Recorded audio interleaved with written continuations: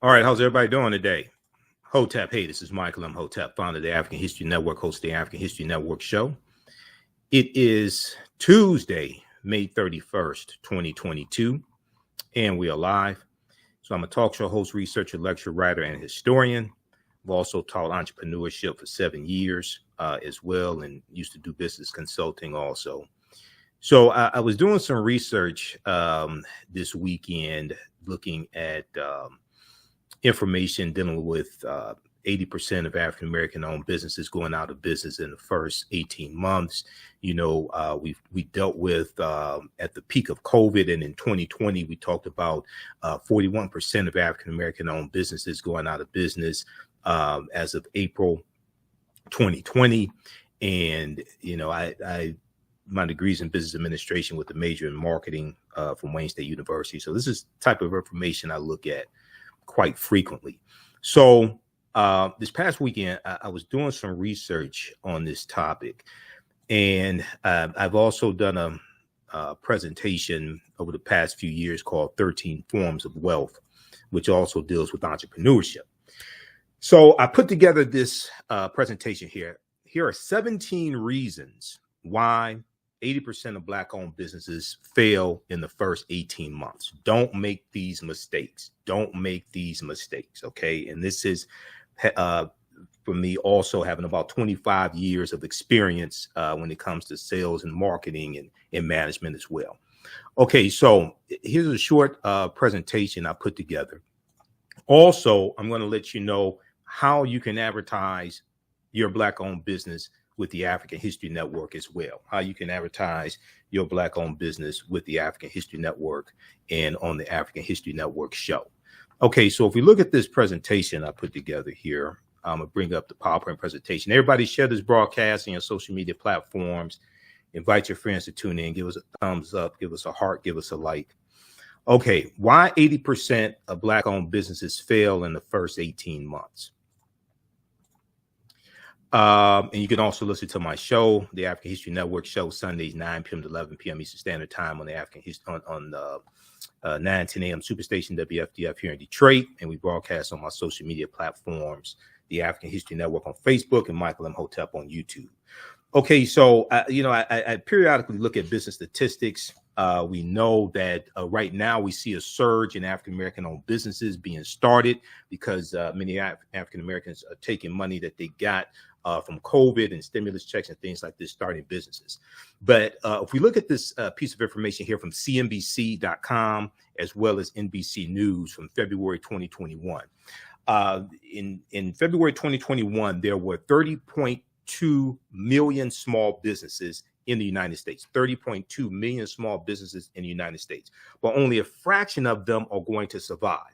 So what statistics tell us is that 20% of small businesses fail by the first year that they're in business. 20% of small businesses fail by the first year that they are in business. 30% fail in the second year that they are in business. And then we're going to see a big drop as well in the third year that they are in business. And then the fifth year, by the fifth year, 50% of small businesses fail by the fifth year that they are in business. By the 10th year, 70% of small businesses fail. Okay. But one of the most staggering statistics, and I heard this over the past few years, probably past 10, 20 years. Okay. Because I have been studying economic empowerment, entrepreneurship, things like this since 1992 when I was in college. 80% of African-American owned businesses fail in the first 18 months. 80% of African-American owned businesses fail in the first 18 months. So most of our businesses don't get to the full second year, don't get to the third year. Okay. So this is why we really need to understand these pitfalls, okay, and how to navigate throughout them. And these tips can save you thousands of dollars if you are an African-American entrepreneur or want to be one. Okay. Now, the death of George Floyd, May 25th, 2020, in police custody, Minneapolis, Minnesota, renewed interest in supporting the economic advancement of African Americans. On the African History Network show, there were numerous stories that we talked about where we saw African American owned businesses that had an increase in sales, bookstores, African American owned bookstores, the ones that had conscious information. Those are types of businesses that saw an increase in sales, and we wanted to redirect more of our dollars towards African American owned businesses. Now, amid online support, African American businesses saw huge spikes. Google searches for Black-owned businesses near me, reached an all-time high between May 31st and June 10th, 2020. Between May 31st and June 10th, 2020. But we saw a drop off after that, and we saw those numbers return to pre-COVID numbers as well.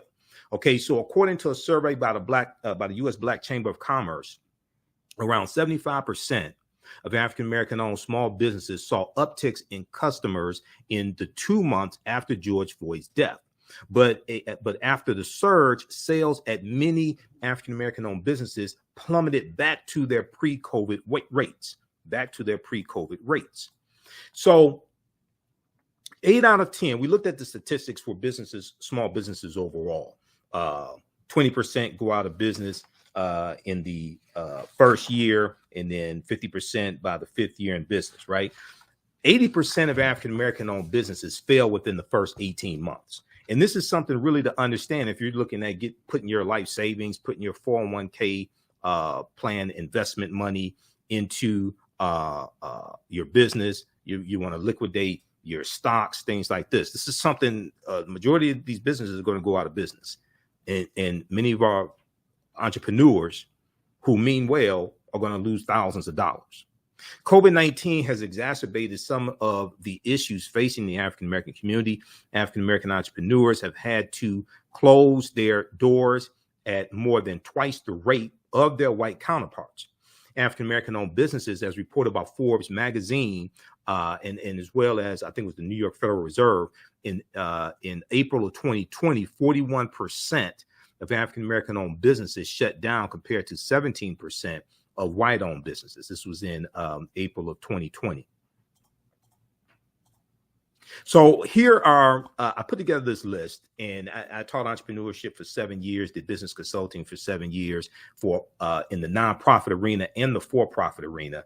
I graduated from Wayne State in 1994, degree in business administration with a major in marketing. I've managed retail establishments, managed business consulting companies, janitorial service companies. I've managed companies where we had government contracts, city, county, and state of Michigan contracts. So this is a culmination of that experience. So number one, badly thought through business plans. I've also had when I taught entrepreneurship, I had to evaluate business plans as well for my students. So you can put your blood, sweat, and tears into your enterprise, but without a complete, solid, and realistic plan to start with, it's all for naught. What you see as a perfect business plan on paper may not fare so well in reality. Okay, it may look good on paper, but it doesn't fare so well in reality, especially when you deal with what it takes to start a business and dealing with competition and things like this. A business plan should be based on current information and market research. Okay, here's some of the things that your business plan should include: an outline of achievable goals for your business, a clear illustration of the strategies and timelines that should be implemented and met, a picture of an ideal team. Okay, so 95% of African American owned businesses don't have any employees, but you're going to have some that do. Who are going to be your team members? Who are your ideal team members to handle different things, whether it's accounting, marketing, et cetera, customer service, et cetera? If you have to outsource different duties, okay, what does that look like? A picture of an ideal team, detailed and up-to-date market analysis, the state of the competition. You have to understand what your competition is doing. You know, when I was in wireless sales and wireless communications, and so cell phone, and different types of things like that, right? We always looked at what the competition was doing. What were the incentives? What were the promotions that the competition had? When I was in retail sales, this is the same thing we did. I used to manage a Radio Shack for 5 years. Okay. And we looked at what the competitors, what was Best Buy doing, things like this. What was our competitive advantage also? Okay. They were a huge big box store. We weren't a huge big box store. Okay. So how do we compete against that? Financial projections. You're going to have this in your business plan as well. And plans for managing the business growth and budget. Plans for managing the business growth and budget. Now, while most African-American owned businesses have solid business plans, or some of them have a solid business plan, because I've seen some terrible ones, only a few stick with them. Only a few stick with them. If you start changing your strategies or doubling your spending, you're risking failure. So the business plan also is a living, breathing thing. Okay. And a lot of times people will put together a business plan and then put it in a drawer and then just operate from memory, but get away from the core principles of the business plan. So you want to review that business plan maybe once a month, once a quarter, something like that. But it's a living, breathing thing. As conditions in the market change, you may have to go back and adjust some aspects of your business plan as well. But it's a guide, it's a roadmap, it's a GPS. Okay. But if you don't have a business plan, and it doesn't have to be 30, 40, 50 page business plan. Okay. It doesn't have to be that. It may be 5, 6, 7 pages. It may start with a basic concept sheet, 1 or 2 pages, where you take your ideas and write them down, map them out, and then you start organizing it, put together your mission statement, different things like this, put together your financials, etc. Okay. So you don't want to make this too complicated, but it's a guide. Number 2, starting a business for the wrong reasons. Okay. So some of the most often mentioned reasons for starting a business are wanting more spare time eventually, wanting a flexible schedule, no longer wanting a boss. Okay. How many times have you heard that? Okay. You want to work for yourself. You want to be your own boss, and pursuing your passion. Now, while these are all legitimate reasons to start a business, they are not always strong enough to carry the motivation and enthusiasm needed for business success through the times. Okay. First of all, you're probably going to, if you start a business full time, it's a good chance you're going to work 60, 80, maybe more hours a week, starting out maybe that first year or so, to get things, maybe the first 6 months, maybe the first year, depending upon the type of business, to get things up and running. Okay. Number 1. 2, you want a flexible schedule. You're going to be working all the time. So you may have some flexibility in your schedule, but you're probably going to be working more hours than a regular 9-to-5 job when you were working 40, 45, 50 hours a week. No longer wanting a boss. Your customer is going to be your boss. Okay. How's everybody doing? Share this broadcast on your social media platforms. Invite your friends to tune in. Also, we'll let you know how you can advertise with the African History Network. And on the African History Network show as well, and on our audio podcast of the shows also. So you can email us at ahnshow@africanhistorynetwork.com, ahnshow@africanhistorynetwork.com. Our current promotion is buy 1 month, get 2 months free. Okay. ahnshow@africanhistorynetwork.com. All right. Now, so your customer, when you are in business, one of the mistakes people make is saying that they want to be their own boss. Okay. So you may not have somebody that you report to. You may not have somebody checking and saying, why are you late to work? Things like this, or you have to get permission to go to lunch or leave early. But your customer is your boss. When you're in business, and if you pay attention to your customers, you're going to realize your customers are your boss. Okay. Your customers, if you say, for instance, you're in retail management or you own a retail outlet. If you open your store at 9 a.m., but you don't have your first customer till 11 a.m., and you don't get any phone calls till 11 a.m. or 12, your customers are telling you maybe you should open at 11 a.m. as opposed to 9 a.m. and you can save the amount of money that you have to pay employees. You can save on electricity. You can save on utilities. Maybe you should open at 11 a.m. instead of 9 a.m. So your customers are telling you something, but maybe you're not paying attention to it. Okay. So when you're in business, yeah, you may not have somebody that you report to, but your customer is your boss.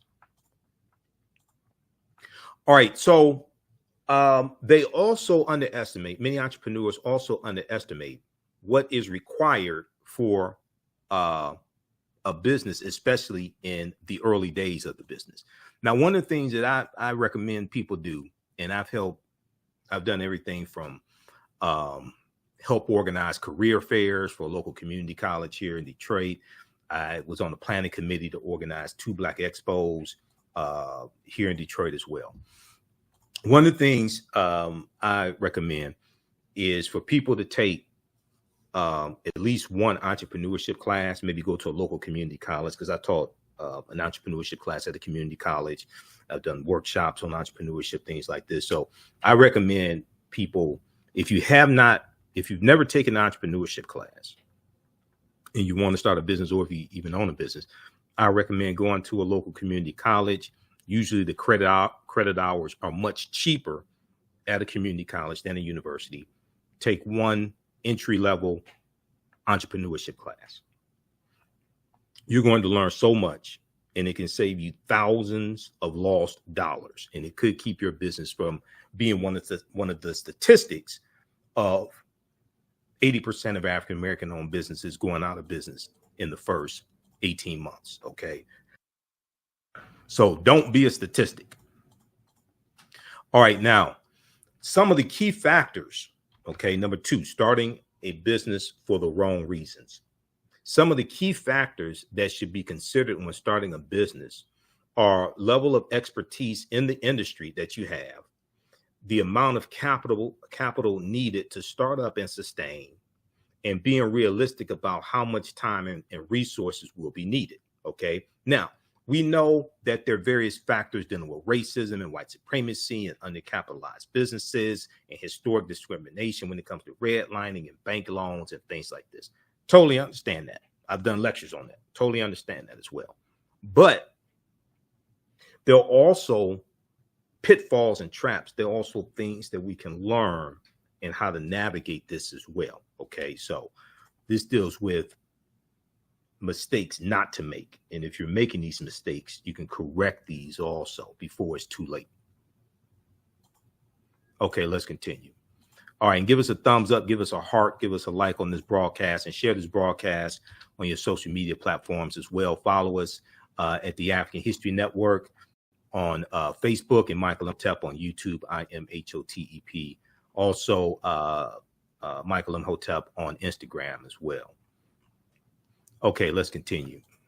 So starting a business places a strain not only on the business owner, but families and relationships as well. Okay.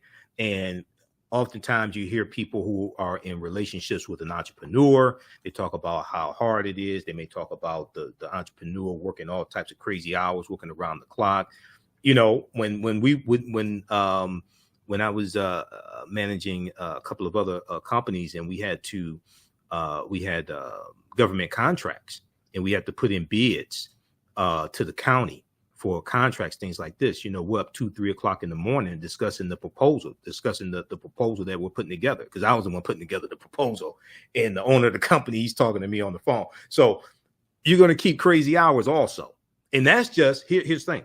That's just if you deal with domestic business. When you start dealing with international business, and you're dealing with countries, you're dealing with people in countries, and they're 5, 6, 7 hours ahead of us, that could put a strain on relationships also. Okay. So starting a business places a strain not only on the business owner, but families and relationships as well. So before you start a business, make sure that you are starting for the right reason and are prepared to handle all of the many responsibilities of a business owner. And, you know, one of the things I talk about when I teach is that, so when we deal with corporations, we hear about CEOs, chief executive officers, right? Well, when you're an entrepreneur, you're the CEO, you're the chief everything officer. You're responsible for everything. You may not do everything. You may be able to delegate certain responsibilities, but you're responsible for everything. Okay. So a lot of times, because of movies and music videos, entertainment, things like this, we see music moguls, business moguls, things like this, right? Oftentimes we may get an unrealistic idea of what entrepreneurship looks like or what entrepreneurship is. Okay. This is some gut wrenching stuff. This ain't no joke. Okay. This is not for the weak need. This is not for the people who don't have the intestinal fortitude. All right. And this takes a whole lot of creativity to be able to sustain a business.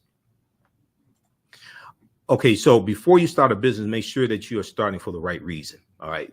And what is your mission statement? Because your mission statement helps to propel you through the ups and downs of having a business. So for the African History Network, our mission statement is we focus on educating, empowering, and inspiring people of African descent throughout the diaspora and around the world, because right now it's corrects wrong behavior. That's our mission statement. Okay. So, and when you listen to my radio show, you listen to my broadcast, I said it at the beginning of the show. So that is part of when I did my business plan back in 2010 for the African History Network. That's part of my business plan. But this is our mission statement. That's why I created this. This evolved, and I started.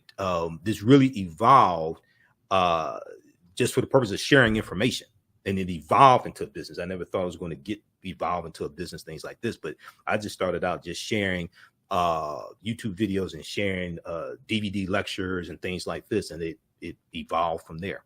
So, what is your mission statement as well? Okay, this gives you your purpose, and your passion can become a purpose and become your mission statement also. Okay. And then one other thing here, let me back up. Okay, we'll get to that. I'll make a note of that.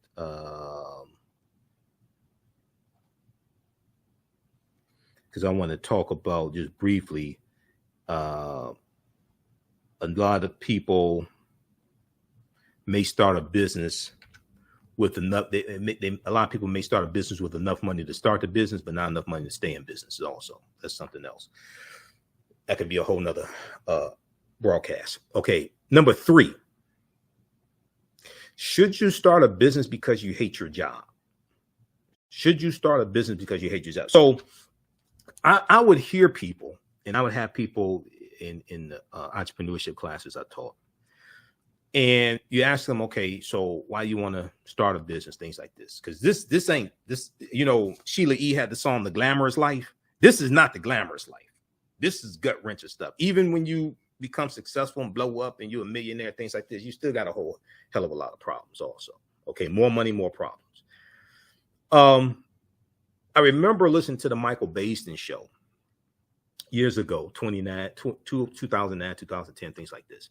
And he used to have a segment dealing with live your life, living your dreams, entrepreneurship, things like this. And I would hear people call in and they would say things like they want to quit their job and start a business. Okay. And when I would have people in my entrepreneurship classes or in seminars and say they want to quit their job and start a business, okay, first thing I'm asking them is why, okay? And a lot of times people say, oh, they hate their job. They hate their job. That's why they want to quit their job and start a business. Okay, I can understand you hating your job. But hating your job and starting a business is like, jumping out of the frying pan into a towering inferno. Maybe the solution to you hating your job is to find a better job that you like. Maybe the solution to you hating your job is to find a better job that you like, that doesn't stress you out, that maybe you are in a situation where you don't have to deal with as much microaggressions and racism and coworkers that you don't get along with, things like that. Because for some people, entrepreneurship can work. It ain't for everybody.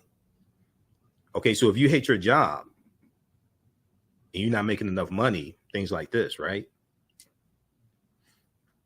Probably for the first 6 months, year, 18 months, You may not even be able to take a salary from your first job. From your first business or from your business, depending upon the type of business and the revenue and your profit margins. You may not be able to take a salary. We know 80% of Black-owned businesses fail in the first 18 months.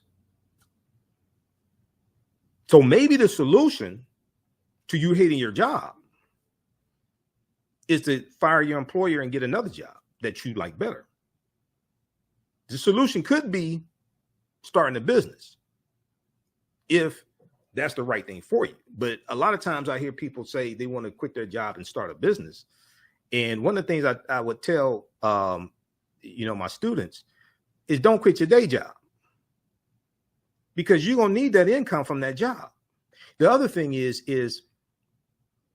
if you look at starting your business and say, hey, I'm going to build my business up, and in 2 years, I'll have enough money based upon projections, business plan, revenue, things like this. I'll have enough money to walk away from the job.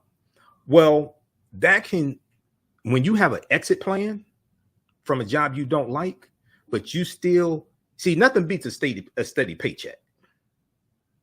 You got money, you could pay your mortgage, your bills, take care of your children, things like that. You may hate the job, but if you start building the exit plan, because one of the things I would tell people is start building your business while you're employed, while you have steady, dependable income coming in on the 1st and the 15th, or once a month or once a week, however you get paid.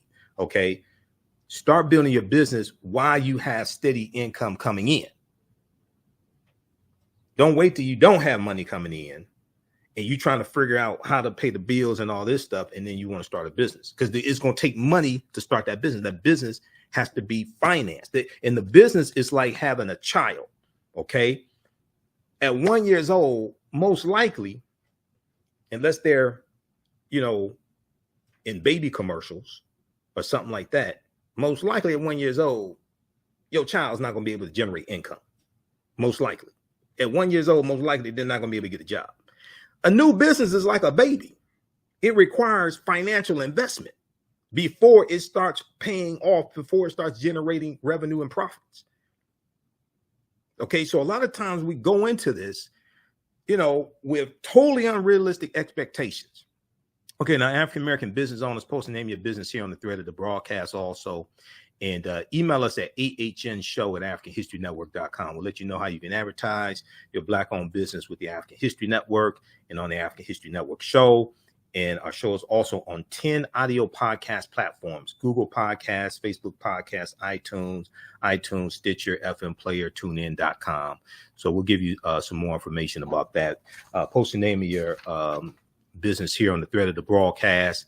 And we'll let you know how you can also advertise with the African History Network as well. Okay. And you can also call us at 313-462-0003, 313-462-0003. If you call, please leave your name, phone number, and the name of your business and the email address so we can get back with you as well. Okay. So let me go back to this here. So once again, you want to make sure that you're starting a business for the right reason. And just because you hate your job doesn't mean that you should, that doesn't mean you should start a business. The solution may be getting a better job that you like. However, if you do want to start a business, that business can be part of your exit strategy for leaving a job you don't like. Or you may quit that job, get a second job you like better, and still create your business, but that's your exit plan. Okay? So keep that in mind. Now, because when you have an exit plan, that can really cause you to reassess how well you like that job. If you realize, okay, look, I'm going to be out of here in a year. I'm going to be out of here 18 months. I'm going to build this business, and this steady income I have from this job, I'm going to take advantage of the benefits, the 401k plan, tuition reimbursement. I'm going to take advantage of all these benefits. Okay. Yeah, I don't like that. Yeah, I don't like that person in the cubicle next to me, but I'm going to take full advantage of all these benefits now and take this steady paycheck to build my exit strategy. Okay, number 4, lack of commitment. Starting a business requires someone who is committed to ensuring that it succeeds. Starting a business requires someone who is committed to ensuring that it succeeds. This will include long hours, tough decisions, and doing tasks that you do not like to do. Neglecting the business will cause the business to fail. Neglecting the business will cause the business to fail. Many small businesses have failed because the owners did not invest the time and effort needed for success. This is one of the reasons why I really recommend that people take at least one entrepreneurship class. Go to local community college. You can take an entrepreneurship class for a semester. Entrepreneurship seminars are good, but a class, you're going to learn so much in it. Okay. And it can really save you thousands of lost dollars. It could keep your business from going belly up, keep you from becoming a statistic. Far too many people are sold the false dream of a 4-hour work week or only working 20 hours per week. In the early stages of business, that is simply not true. Now, if you're just doing a part-time business, now some people may say the other thing that's important to understand is that you may realize, okay, look, I want to start this business, but I'm just going to do this business part-time. You don't have to do the business full-time. You can keep working your 9-to-5 job. You can stay in your career and work a business part-time. You may just do something on the weekend. You may have a booth at festivals on the weekend during the summer, church events, things like this. And that's your part-time business while you work full-time. Now, one of the things that I don't ever do, and I know you have some people that talk about going to, working for corporations, things like that. And they talk about working on the plantation. Okay, let me explain something to you. I'm a historian. I've been studying history for 30 years. I have about 45 of my lectures on DVD. I speak all across the country. Before the Mayflower by Lerone Bennett Jr. This is an old copy. It's beat up, I know. I've studied slavery. I've studied history of slavery. I've read slave narratives. You going to a job working 9-to-5 or 10 hours a day or 12 hours a day, having benefits, 401k plan, 2 weeks paid vacation, 1 week paid vacation, tuition reimbursement, things like that is not slavery. I've studied what slavery is. That's not slavery. You may not like your job. That's understandable. But you can quit your job today. They'll send you your last paycheck on Friday, and you can keep your health insurance for another 18 months. That's not slavery. I've studied what slavery is. So one thing I don't do, I would never disrespect our ancestors compared to you going to a job that you applied for. You applied for the job. Most likely, ain't like they came to your home and snatched you up and said, you're going to work here and we're going to pay you. Go study what slavery is.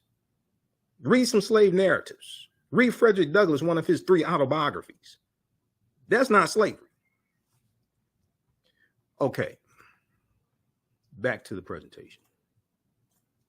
So for lack of commitment, starting a business requires someone who is committed to ensuring that it succeeds.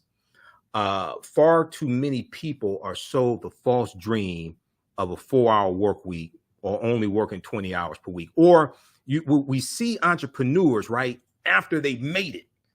We didn't see the struggle. We didn't see the sleepless nights and them trying to figure out how to pay this, pay that. So, we have this idea of, I talk about popping bottles with models, like in the club, like Diddy or Jay-Z, something like that in the music video. And we see them popping bottles with models. And like, that's our concept, okay, of entrepreneurs. You see them after the success. You don't see the struggle and the years of struggle it took them to get to that point. All right. So number 5, once we make some money, will advertise. This is one of the huge mistakes. And when I was in radio sales 20 years ago, 22 years ago here in Detroit, and I would call on small businesses, this is one of the things I would hear. Okay. Once we make some money, we'll advertise. Okay. Not having a proper marketing budget, not understanding the need to advertise, etc. So how do you drive traffic to your business? How do you let people know you exist? And just because you and you know, some people say, well, we have a social media platform. We have, you know, we have the Facebook and Twitter. Yeah, but just because you have a social media platform doesn't mean people are going to go to your social media platform. One, two, doesn't mean they're going to show up to your business because they saw your ad on your social media platform. So how do you drive traffic to your business?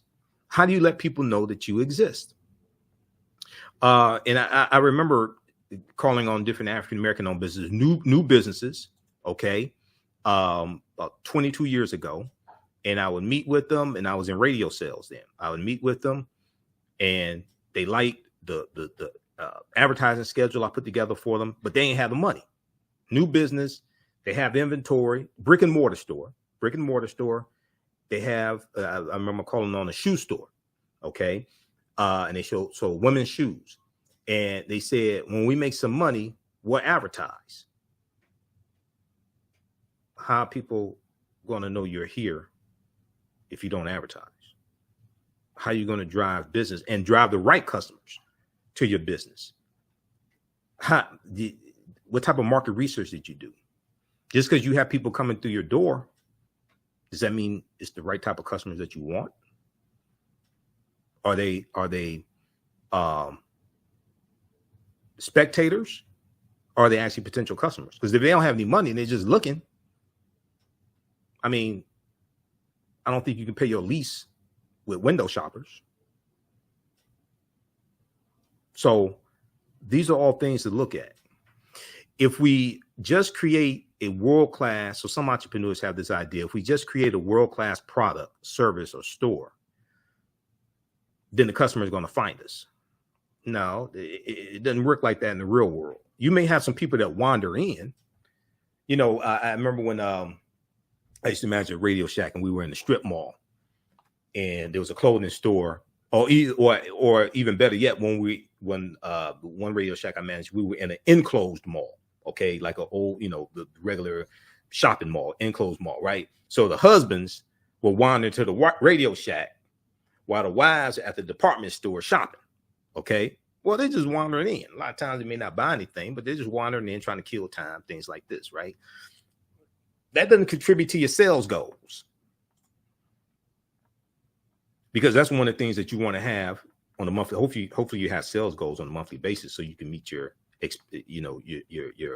needed expenditures, your lease, pay your employees, utilities. So you got to have sales goals. Annual sales goals broken down to quarterly sales goals, broken down to monthly sales goals. You could break it down per day. Okay, because if you have a retail establishment or something like that, you want to have daily sales goals. Even the most well-established businesses still market.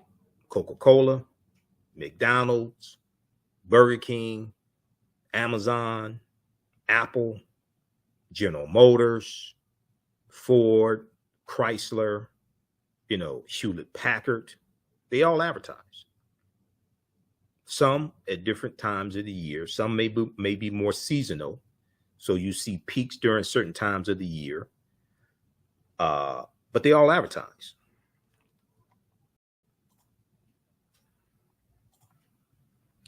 All right. So African-American business owners, post name your business here on the thread of the broadcast.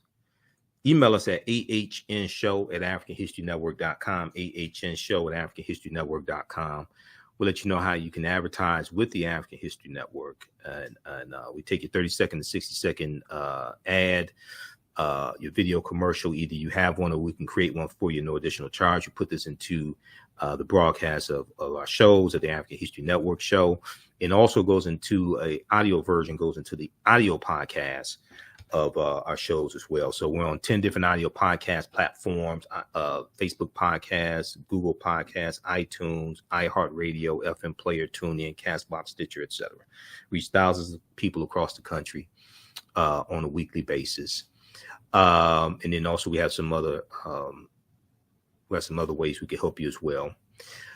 But email us at ahnshow@africanhistorynetwork.com. A current promotion is buy 1 month, get 2 months free for very limited time only. Buy 1 month, get 2 months free. And we can get you up and running today as well. If you know you want to do it and you don't have your ad ready or don't have a script for us to record, you can still contact us. We can get you locked in. And then once you send us your script or what have you, we can get that going for you and get that up and running. All right. Okay, let's continue. And then whether you have an e-commerce store, you may have an e-commerce store, brick and mortar store. You may have a store that sells African cultural products, African clothing, books, inspirational books, history books, etc. You may have you may sell health and beauty products. Okay, you may sell health and beauty products. You may have a clothing store. It could be, regular clothing, African-centered garb, etc. You may have an educational business. You may do homeschooling. You may teach courses, financial courses, etc. Tutoring business. You may be promoting events, conferences, seminars, because we know we're going into that season. You may sell African jewelry. You may be a personal trainer, have a fitness website, etc. Okay, email us at ahnshow@africanhistorynetwork.com, and we'll let you know how you can advertise with the African History Network. All right, let's continue here. So, number 6, okay, 17 reasons why African-American owned businesses go out of business in the first 18 months. Don't make these mistakes. Don't make these mistakes. Number 6, don't quit your day job. Don't quit your day job. Not just yet. Especially if you're just starting a business. It's like a 1-year-old child and you want the child to go out and get a job, bring some money into the house. No. The business is an investment. Your business most likely won't be able to afford you or pay you a comparable salary for 2 to 3 years, or maybe even more. Pay you a comparable salary, what you're making now, or maybe just even less, but just something for you to survive and be able to pay your bills and things like this, take care of your family. 18% of Black-owned businesses fail in the first 18 months. Okay, 20% of 20% of businesses fail in the first 2 years. Okay. 20% of as I say, in the first year, 20% of small businesses fail in the first year, 50% fail in the first 5 years. So you will still need to have income to pay your bills, etc., meet your financial obligations. And you're going to need multiple streams of income also. So you probably need income more than just a job, maybe more than just a business. Maybe other things that you do to generate revenue may not be every month, maybe different times of the year, but multiple streams of income as well, because you're going to have to constantly invest money into the business for the business to grow and expand, acquire inventory, acquire equipment, acquire technology. A business is a constant investment. Okay, so if you find that you got to take money out of the business to meet your own personal financial needs, that's going to reduce the ability of the business to grow. Okay, your business can't afford you. You are a dependent. You are a dependent of your business, and that takes away capital that you need to reinvest into your business to grow and to sustain the business. Number 7, too much overhead, excessive overhead, too much overhead. So starting a business, rushing out and getting a business logo, business cards, office space, an assistant, new office furniture, a new computer, without having a plan for generating revenue. So you're good at spending money, but not good at making money. You're good at spending money, but not good at making money. The business will be an uphill battle all the way because the expenses of all the business are high from the start. One key to success is to keep overhead and expenses as low as possible. Expansion and increased overhead should not come until there is revenue to support it. So you want to manage every dollar and look at what the return on investment is, and look at, is this a need? Is this a want? Is this something that's necessary right now, etc. So a lot of times people get excited about having their own business, and they may sign a lease for office space or for retail space, things like this, and get ahead of the gun and take on all this overhead. And your revenue projections may not even be at the point to meet your overhead expenditures, your monthly expenditures, because you try to take on too much responsibility too quickly, out of excitement, out of enthusiasm, oftentimes. Okay, so this is reason number 7. Reason number 8: lack of delegation. Lack of delegation. Small businesses struggle in the early stages as the owners attempt to do every task and do not effectively delegate tasks to other people and manage their performance. There are a few reasons that this happens. So the first reason: many owners are control freaks and do not believe anyone can do as good a job as themselves. Okay, now so for some people that may be why they started their own business. Okay, I know that one of the reasons why I walked away from jobs I was working and companies I was working for, things like this, is how should I put this politely? With the exception of a former college professor that I worked for and managed his businesses, I got tired of working for other people who I knew I was smarter than, and they knew I was smarter than them as well. I got tired of being in that situation, because you working in the company, and I remember, so my degree's in business, and I'm working for companies, and I see different moves that they're making and decisions that they're making from the higher ups, and they're making more money than me, and they're making stupid decisions. And I'm like, okay, who'd you consult with before you made this decision? This makes no sense whatsoever. So I got tired of working for people who I knew I was smarter than, and they knew I was smarter than them oftentimes as well.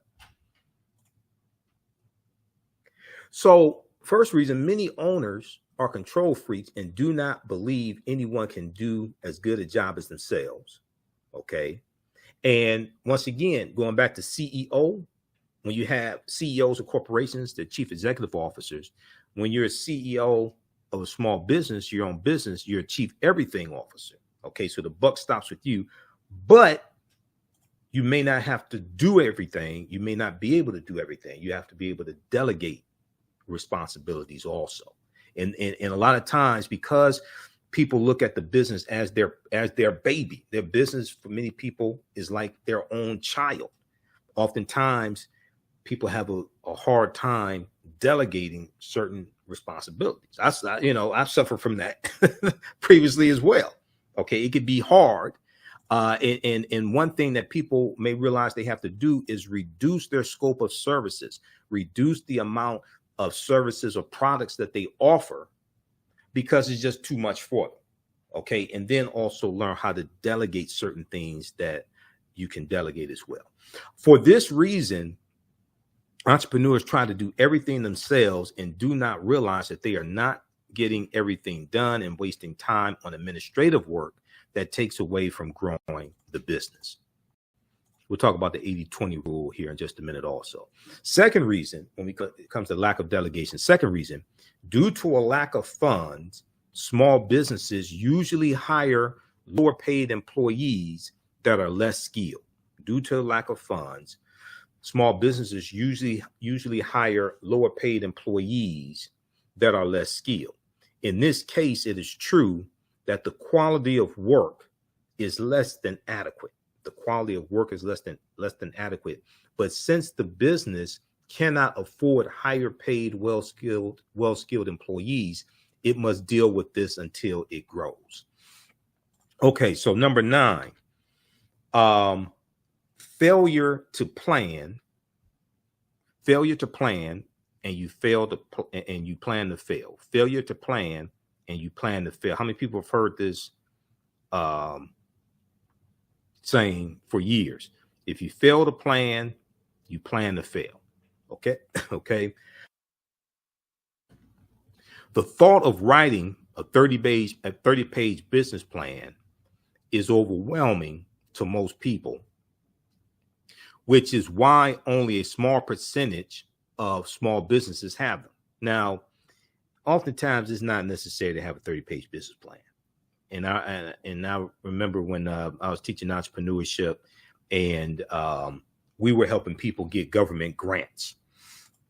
Okay, it was for small startup businesses or businesses that may have been in business maybe a year, and it was for a total of $5,000. It was $4,000 from the federal government in the form of a grant, and you had to deposit $1,000 into a business bank account over the course of 6 weeks. It was, of course, because the class we taught was 6 weeks. So you had to deposit $1,000 into a business bank account over the course of 6 weeks and do the business plan, go through the 6-week course. We were working with the federal government. I can't remember if it was the Small Business Administration, what have you. This is like it's about 12, 14 years ago. And then after the end of the course, you had to do the business plan. You had to put together a business plan. We approved the business plan, and you had to have a legally structured business also. Okay. So if you did not already have a legally structured business, the LLC, what have you, then you would do that in the class as well. And then at the end of the class, you would get a $4,000 check from the federal government, and you could deposit that into your account. So it was $4,000 in matching funds. You deposit $1,000 into a bank, $4,000 in matching funds from the federal government. And this was a grant, but not a loan. So you didn't have to pay this back. It was a grant. It was sweet because what happened was I found out. So teaching the class, and we were working with a nonprofit organization. The company I was managing, we were working with a nonprofit organization. So I found out that I qualified. My business qualified also for the program. So I took advantage of that also. I said, hey, I'm going to take advantage of this. So that was sweet. So the next time around, they did the program from the federal government. There was more oversight, and it wasn't as good. It was less money. It wasn't as good as the first time. But man, that was a hell of a deal right there.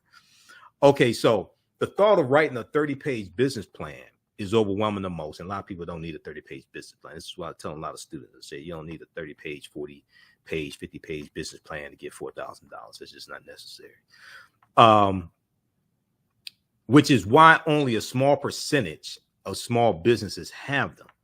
Although a full business plan is ideal, something much shorter will suffice. Now, the most important reason to have a business plan is to ensure that you have considered every aspect of the business and how it will be handled. Okay. Now, your business plan may not be perfect. That's understandable. You don't want to work on a business plan for 2, 3, 4 years before you start your business. Okay. It may not be perfect, but it's a guide. And the other thing, it's a living, breathing thing. Your business plan is going to change. Your business plan is going to change as conditions in the market change, as the economy changes, etc. Your business plan is going to change. The other thing is, we'll talk about this here in a minute, there's a time to get into a certain type of business, a certain industry. There's a time to get out of a certain type of business, a certain industry as well. You got to know when to hold them, know when to fold them, know when to walk away, know when to run. Okay, Kenny Rogers, the gambler. Okay, just because, yes, we need more legacy businesses, but just because your great grandfather started a business or your grandfather started a business, and it's a family business, it may be time to close that door and start a new business that's more relevant. Okay, number 9, failure to plan, and you plan to fail.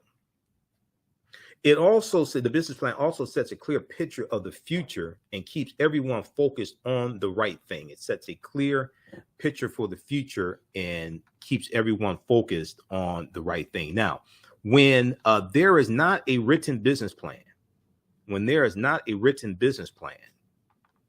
the business can go in various directions, and too many situations will occur that have not been planned for. So this is one of the things that I found with a lot of new startup businesses, right?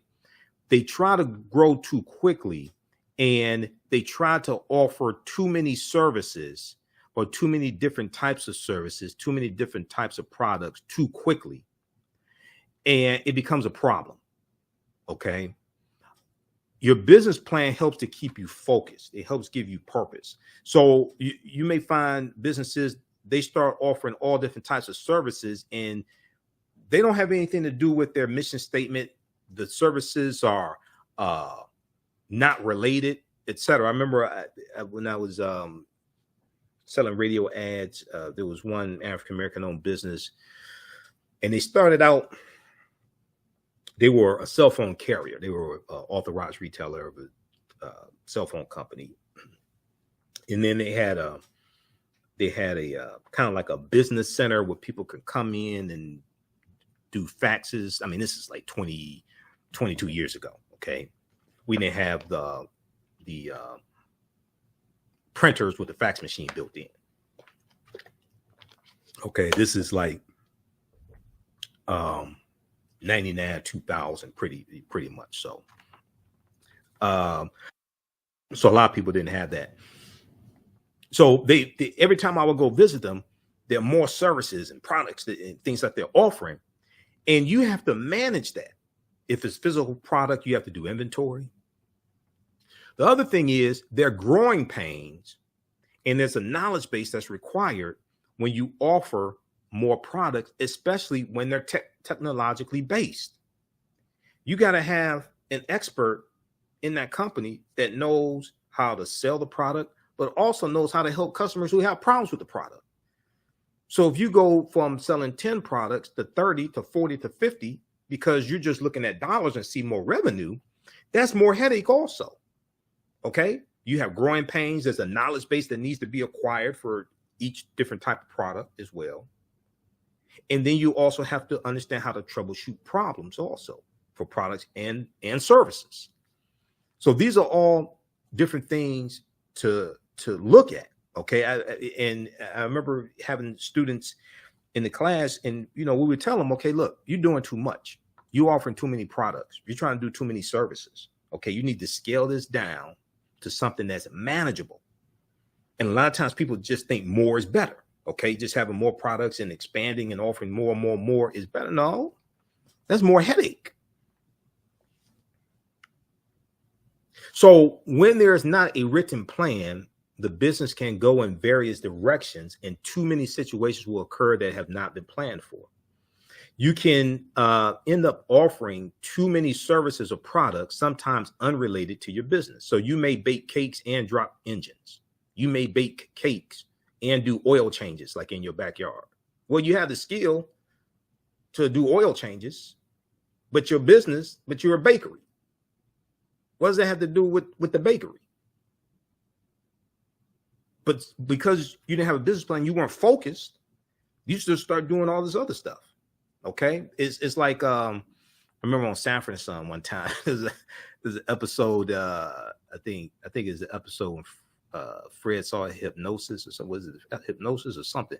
But it's like, you have people who, I remember, you remember when Lamont got the traffic ticket and he ran a red light And Antonio Fargas was the guy who came over. He was an attorney, and he was a tailor. He was an attorney, but he also had a tailoring business. Okay. And he's giving legal advice. All right. But he wasn't licensed by the state of California to give legal advice. Okay. So you're doing all these different types of things.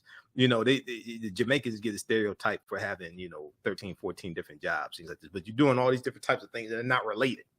Okay. Or you have a business card, and the business card has 6, 7 different things on there that you do, and it's not related. It's not under one business. Okay. So you're trying to do too much. You can end up offering too many services or products, sometimes unrelated to your business. And all this takes up time. Now, the other thing that's very important, and we're going to go to number 10 here in just a second. The other thing that's very important is if you own a business that has employees, and employees have different responsibilities, you want to have, when I was in retail, we had what was called a store operating manual. Okay, you want to have some type of operational manual that spells out, that has written the duties and responsibilities of each job description. The duties and responsibilities of each job description. And this is something that everybody can go to and look at.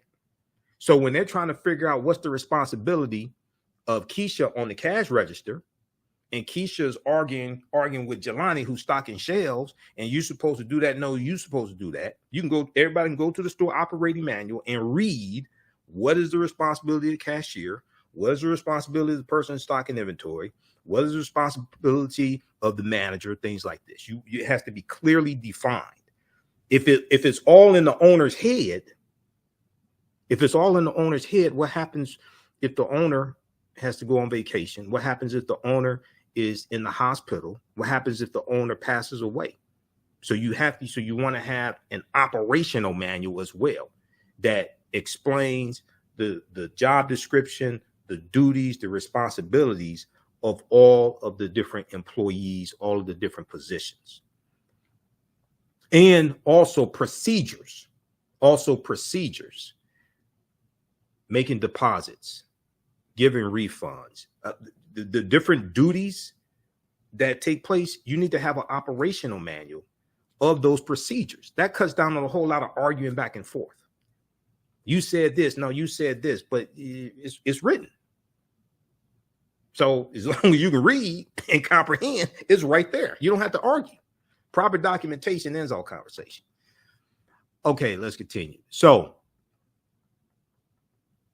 one of the things that I learned doing project management, and then when I was taking entrepreneurship classes in class, but also teaching entrepreneurship classes and studying project management, time management skills, different things like this, is strategic thinking.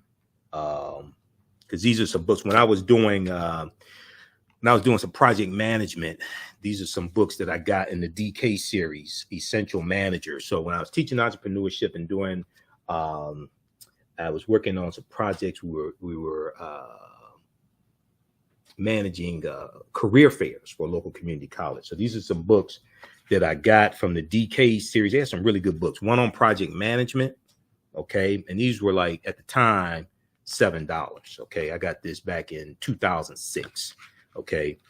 December 2006. One on project management, one on managing credit, one on strategic thinking.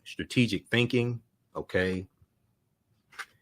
Brainstorming systems, techniques, logic. Because we were managing some different projects and doing consulting for nonprofit organizations also, and coaching successfully as well. Also. Okay. Not sports coaching, but this deals with managing employees and coaching employees also. Okay. So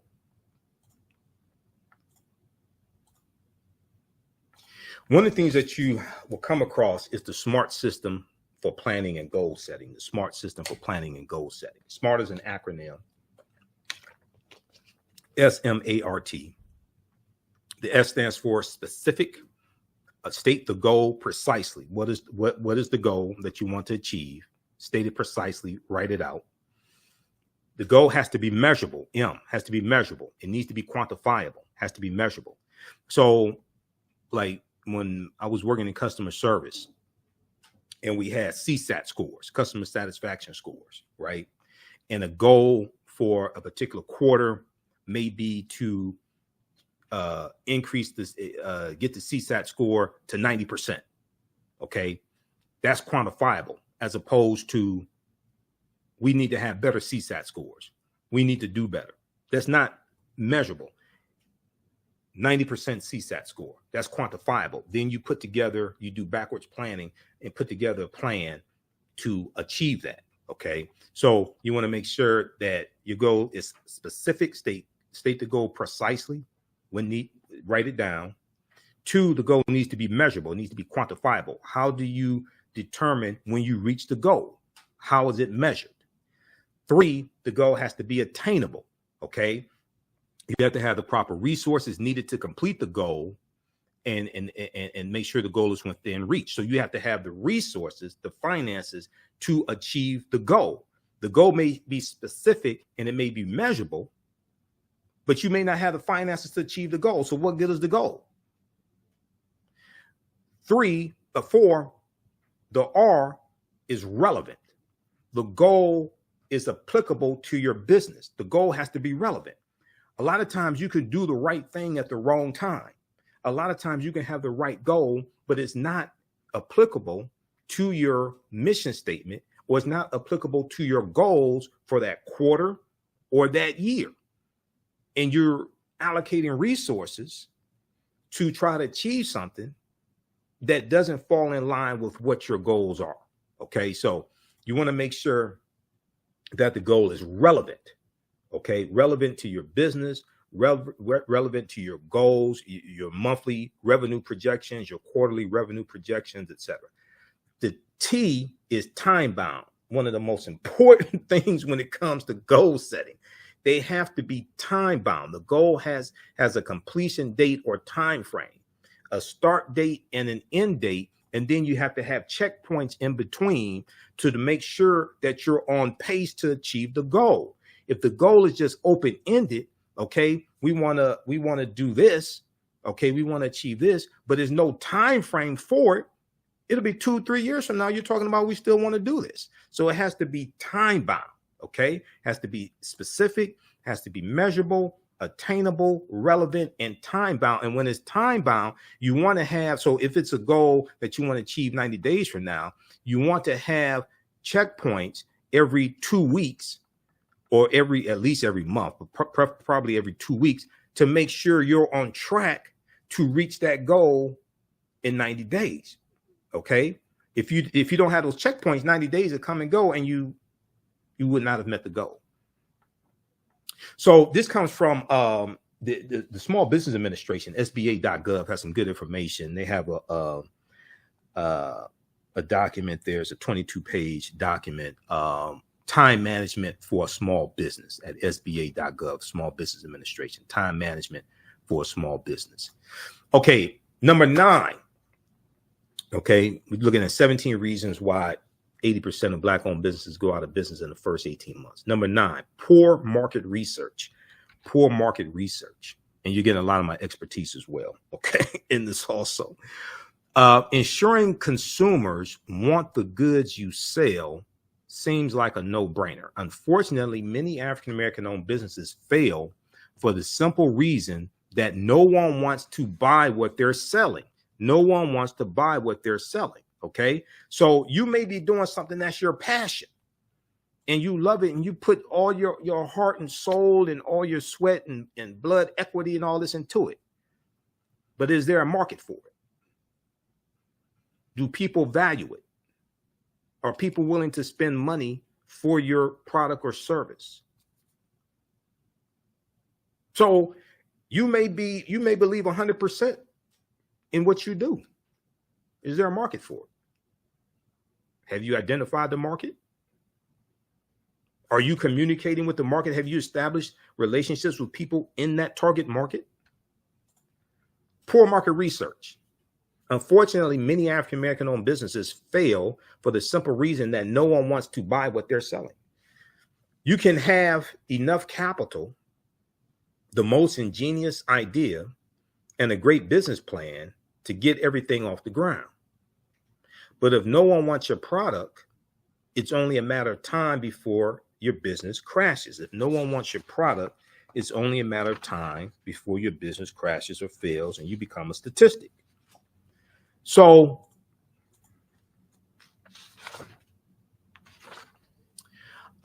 ensuring consumers want the goods you sell. Oh, I'm sorry. Let me go to the next slide here. A product needs to fulfill an unmet need or solve a problem.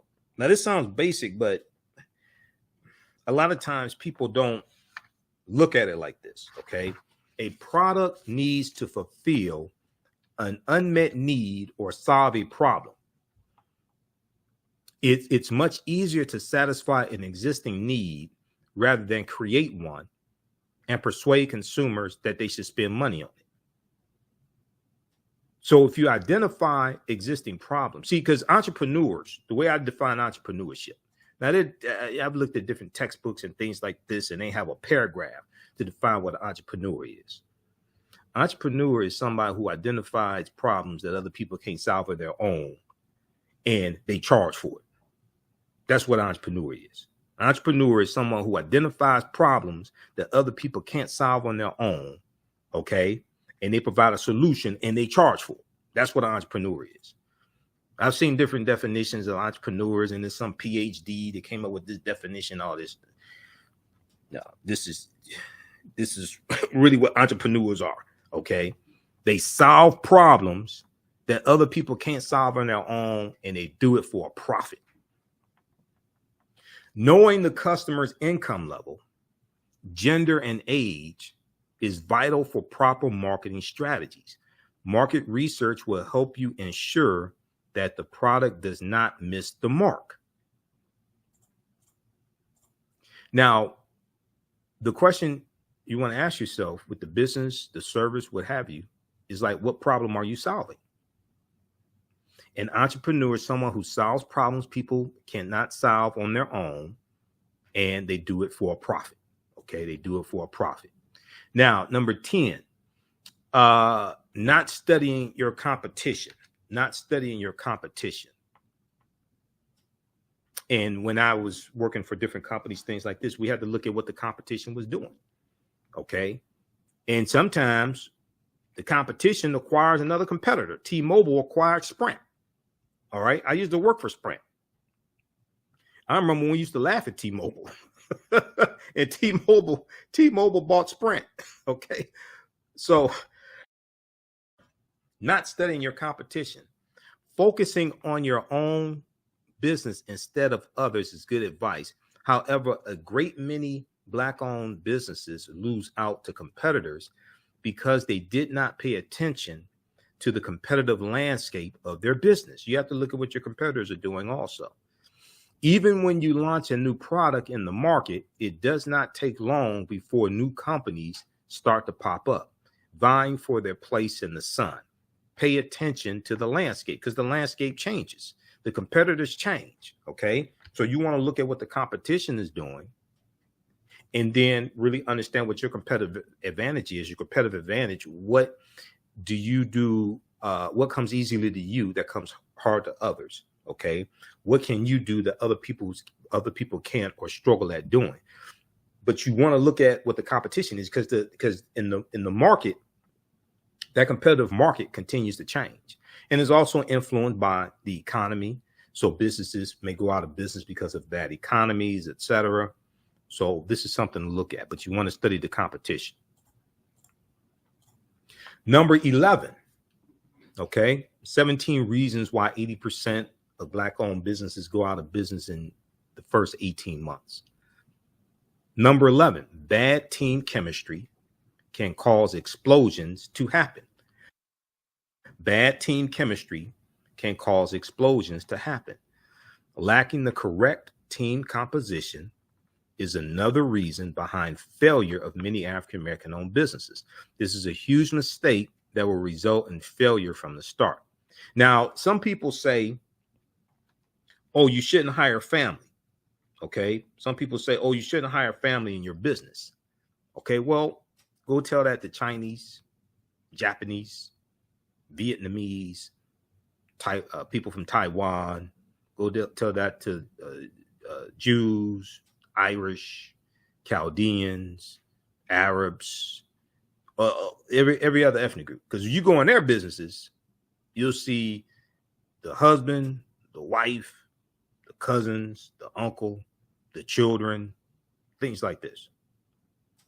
So the problem is not in having taught entrepreneurship for years and managed businesses. The problem is not necessarily having family members in a business, because a lot of the businesses in America are family-owned businesses. The problem is not having family members in the business or working in the business.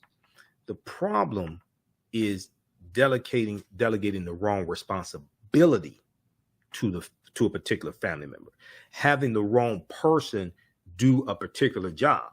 Okay, if you know that, trying to think of a name. Well, so if you know Kiki or Keisha or Janet, okay, if you know she has anger management problems, why would you put on the cash register to deal with customers?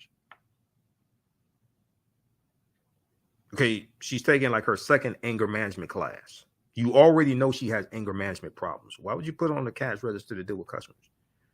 She should be in the back doing work away from the customers. She may be a good employee. She shows up on time, doesn't talk on the phone the whole time she's at work, doesn't try to leave early, things like this. But you put her in the bad situation. You delegated the wrong responsibility to her. You put her in the wrong job. So family, see, I hear people say, don't do business with family. Don't go into business with family. Don't have family working in your business. That's all the other ethnic groups do that. All the other ethnic groups have family-owned businesses, have their kids working in the business, and their aunts and uncles, and they'll bring people over from the old country. They'll bring people over from their native country and come right and work in their business. But you have to put that person in the right position. Okay, so lacking the correct team composition is another reason behind the failure of many Black-owned businesses. This is a huge mistake that will result in failure from the start. It is vital to create a team of dedicated individuals with complementary traits and characteristics. While it's not easy to find the right talent for the jobs, resources like Facebook, LinkedIn, Indeed.com have made it easier to do so. Also, you can go to if you belong to a church, a mosque, or something like that, you can go there because they always know people who are looking for jobs. They always know people looking for jobs. People there in the congregation, or people, network with that as well. Okay, now you want to make sure you get the right person for the right job. Okay, but still, this is what other ethnic groups do. This is one of the reasons why a lot of other ethnic groups' businesses are successful. Yes, we've been stripped of our African history and culture, and this gives us our foundation, and this gives us a cultural paradigm that we see reality through. It gives us our values, our interests, and our principles. And other businesses rely on their cultural cohesiveness that binds a people together and teaches them the only way they're going to survive is through self-reliance, okay, through working together, their cooperatives, their cooperative economics, things like this. Doesn't mean that they don't get involved in politics. That doesn't mean they don't get involved in politics. That's something else. But they have that cohesiveness. They use their language. They use their culture to create fences, barriers around their communities, and they market their culture. They have cultural-based businesses, etc. Okay, because we've largely been stripped of our history and culture, and we've largely been taught to hate ourselves. This causes more obstacles for African American-owned businesses. Also, when I teach history, Two of my teachers, Dr. Leonard Jeffries and Professor James Small, they talk about the pyramid principle. And the foundation of the pyramid is African history and culture. It gives us our VIPs, our values, our interests, and our principles. It gives us a cultural paradigm that we see reality through, but it also teaches us how we see ourselves. What you do for yourself, what you do to yourself, and what you allow other people to do to you and get away with is based upon what you think about yourself. What you think about yourself is based upon what you have been taught about yourself. What you've been taught about yourself is based upon everything you've read, heard, and seen about yourself. So the names that you call yourself, how you see yourself, impacts your self-development, your self-worth, and self-esteem. When that history and culture is in place, it influences your economic empowerment and influences how you engage in economics, the types of businesses you have. But it also influences, see people who respect themselves don't call themselves the derogatory, dehumanizing names, and don't call their women B's and H's and thoughts and things like this. People who see them, who have positive self-esteem, and they don't allow other people to dehumanize them as well. But when we've been stripped of African history and culture, and we've been taught to see ourselves through the eyes of our oppressors and see ourselves through the eyes of white supremacy and racism, okay, then oftentimes we accept those dehumanizing terms, all right? So why would you want to spend your dollars with somebody you think is lesser than or dehumanizing or N-word or dehumanize or N-word? And this also connects to politics as well, because we have to have a synthesis of African history and culture, economic empowerment, and political empowerment as well, and leverage our economics to enforce our politics. Politics is the legal distribution of scarce wealth, power, and resources, and the writing of laws, statutes, ordinances, amendments, and treaties, their adoption, interpretation, and enforcement. Politics shapes the economy and shapes the atmosphere that your Black-owned business operates within and relies upon to survive. Okay, go back to COVID, April 2020. 41% of Black-owned businesses have shut down, have gone out of business because of the horrific economy. All right. So all this, we have to have a synthesis of all of this. All right. But the foundation is African history and culture. And when we study our history, we see the cooperatives, the cooperative economics that we had, and the co-ops. Okay. And the co-ops was a type of with different types of organizations that we had to help our Black-owned businesses, like the Colored Merchants Association, created about 1928, 1929. That comes out of National Negro Business League, founded by Booker T. Washington in 1900. And these different types of cooperatives that we had were designed to help African-American-owned businesses better compete against white businesses, and they pull their resources together to get economies of scale when they bought products, get lower prices on products. They did things like learned about marketing strategies, accounting principles, etc. There was one for farmers, the Colored Farmers Union, founded about 1886 in Texas, grew to 1.2 million members, and they're working together. This is a concept of cooperative economics. They're sharing farm equipment, etc. And one of the things that happened is a lot of the cooperatives that we had was so popular and so successful that it put our lives in danger. And we got attacked by white supremacy. Okay. And this is why a lot of our cooperatives had to disband. If you read the book Collective Courage by Dr. Jessica Gordon Nemhard, she talks about this in her book, Collective Courage. Okay. So number 11, bad chemistry. It is vital to create a team of dedicated individuals with complementary traits and characteristics. Okay, so African American business owners, post the name of your business here on the thread of the broadcast. Email us at ahnshow@africanhistorynetwork.com, ahnshow@africanhistorynetwork.com. We'll let you know how you can advertise with the African History Network and on the African History Network show. And our audio podcast. We're on 10 different audio podcast platforms also. If you don't have a commercial, we can create one for you, no additional charge. A video commercial as well as an audio commercial. Current promotion, buy 1 month, get 2 months free. Okay, email us at ahnshow@africanhistorynetwork.com, and we can get you up and running today. Even if you say, hey, I want to take advantage, because we have limited advertising space. But if you say, hey, I want to take advantage of this, but I don't have my script ready, I don't have a commercial, Still contact us. We can get you locked in today, get your space reserved, and you can send us your script when you have it. Or if you don't have a script, we can create one for you. And we can create a commercial for you, no additional charge also. But email us at ahnshow@africanhistorynetwork.com and post the name of your business here on the thread of the broadcast. So you may have a e-commerce store or a brick and mortar store. Okay. And we reach people all across the country. And our broadcasts, we share them throughout the day here on our Facebook fan page, the African History Network, and our YouTube channel, Michael Imhotep, as well as the 10 audio podcast platforms that I'm on also: iHeartRadio, Google Podcasts, Facebook Podcasts, iTunes, Stitcher, Castbox, FM Player, TuneIn. You may sell African cultural products.